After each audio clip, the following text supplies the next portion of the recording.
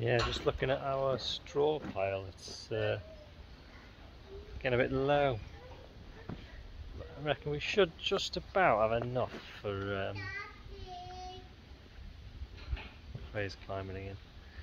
Should just about have enough to see us through, but I haven't organised buying any straw yet, so don't know where we're going to get any from this time. But usually like to fill this bay, fill that bay and the two end bays with big bales like we did last year, but it's nowhere near enough. What we could do is stick in. I've sort of made two more bays to go on the end of this shed. Just out of steel. Alright, Frank.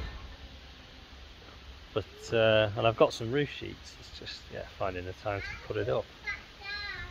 And obviously I'll have to buy the timber as well, which probably isn't going to be cheap, is it? Anyway, not to worry.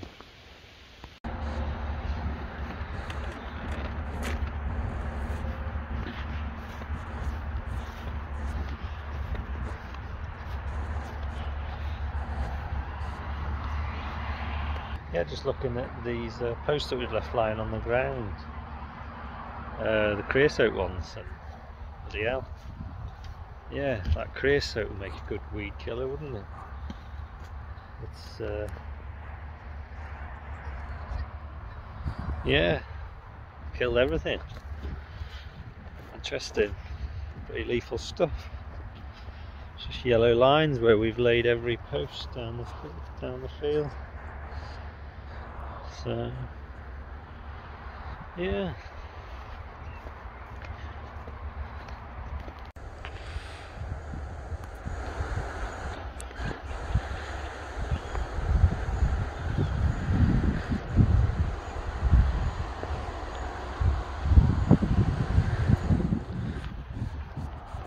There's some lambs we bought, using lamb couples from up in Bentham Market. Yeah, they're doing right well, really. This was the first lot I bought, I think.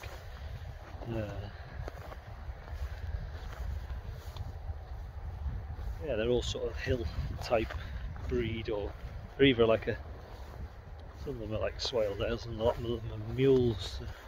Didn't pay a lot of money for them, and they just do on grass. They just look after themselves. So a bit of an experiment, really. I've never done it before. We'll see if we make any money. This here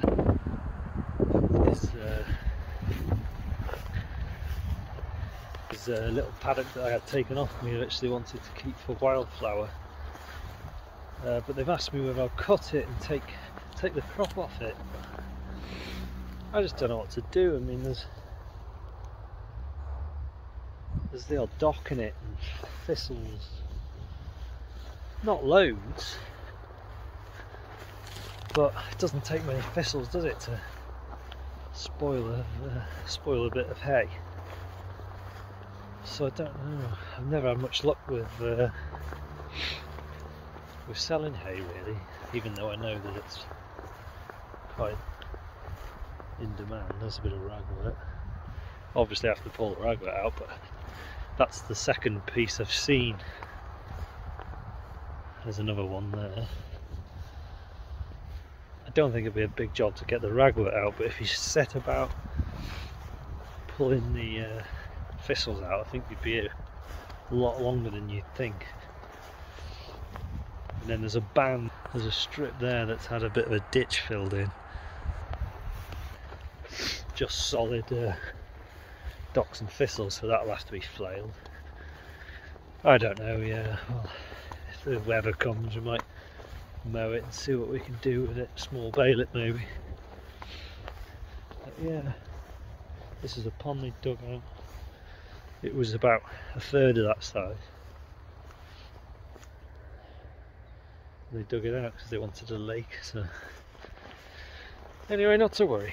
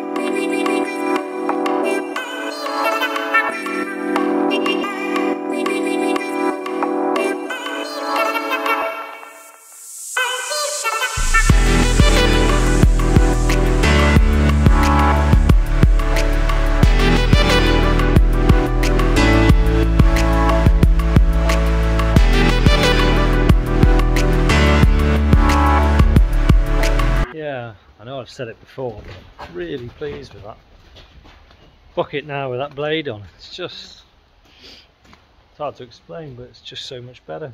So yeah, really pleased with that. That's another thing, that gates like that, every time I muck it out I see that and I think I ought to just spend a bit of time weld that back up. If you don't, you know, it'd take 5 minutes, wouldn't it, to weld it up? But if you leave it, before you know it, I think like with the likes of sheep hurdles, all this crappy IAE stuff that's dirt cheap.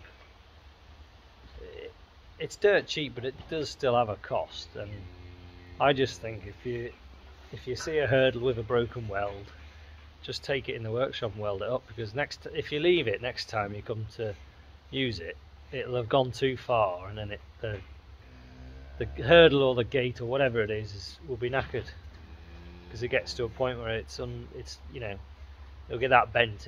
You can't just weld it up for the sake of 10 minutes just to put a weld down a crack. You know, stuff lasts forever then, doesn't it? But that's my take anyway. Maybe I'm just wasting my time, I don't know. Anyway, not to worry.